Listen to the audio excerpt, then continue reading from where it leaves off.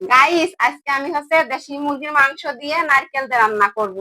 তো দেশি মুরগির মাংস দিয়ে আর নারকেল দিয়ে রান্না করলে খেতে কিন্তু অনেক মজা লাগে। নারকেলের যে দাম, একটা নারকেল 120 টাকা, এজন্য অর্ধেক পরিমাণ নারকেল দিছি, কারণ মাংসটা অল্প।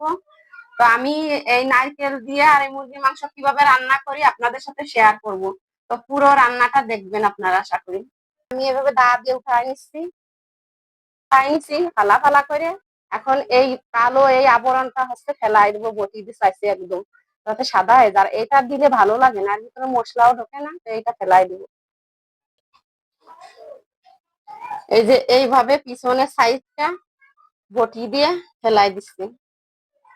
এই দেখেন কি সুন্দর। এখন এগুলো ধুয়ে রান্না করব।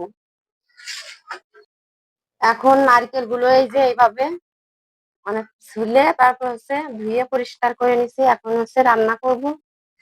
এখন চুলায় যে কড়াই দিয়ে দিয়েছি, আর এখন পরিমাণ মতো সয়াবিন তেল দিয়ে দেবো। এখন এই যে তেলটা গরম হয়ে গেছে, পেঁয়াজ কুচি দিয়ে দেবো। এখন পেঁয়াজ কুচি গুলো একটু ভেজে নিয়ে তারপরে এই যে বাটা মশলাটা দিয়ে দেবো। এখানে জিরা, গরম মশলা, তারপরে আদা বাটা আছে, রসুন বাটা, আর এই যে মরিচের গুঁড়া দিয়ে দেবো, লবণ দিয়ে দেবো, হলুদের গুঁড়া দিয়ে মশলাটাকে সুন্দরভাবে কষিয়ে নেব। এখন এই যে মশলাটাকে সুন্দরভাবে কষিয়ে নিছি, এখন এই যে মুরগির মাংস দিয়ে দিব, আর এই যে কেটে রাখা আছে নারকেল দিয়ে দিব, দিয়ে সুন্দরভাবে মাংসটাকে কষিয়ে নেব। নারকেল দিয়ে মুরগির মাংস, হাঁসের মাংস রান্না করলে সেই টেস্ট হয়।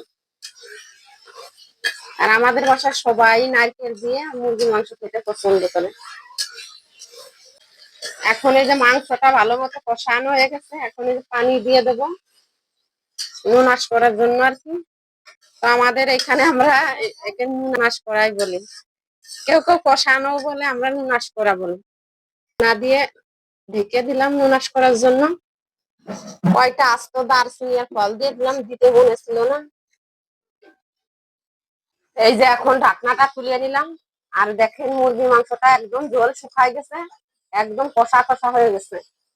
দেখেন ঝাল হয়েছে, একটু ঝাল ঝাল। মাংস যত বেশি কষানো যায় তত বেশি খেতে মজা হয়। পানি দিয়ে দেবো পরিমাণ মতো আর কি। তো মুরগির মাংস পাতলা ঝোল রাখলে খেতে বেশি মজা হয়। এখন রান্না করে নিব কিছুক্ষণ এভাবে।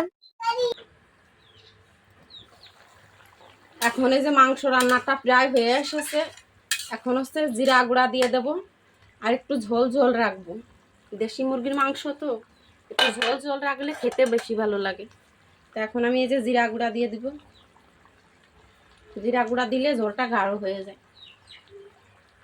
এখন নামিয়ে নেব। এই যে মাংস রান্নাটা হয়ে গেছে, ফাইনালি মুরগির মাংস রান্না হয়ে গেছে, এই যে নামিয়ে নিছি। কালারটা কেমন হয়েছে অবশ্যই কমেন্ট করে জানাবেন।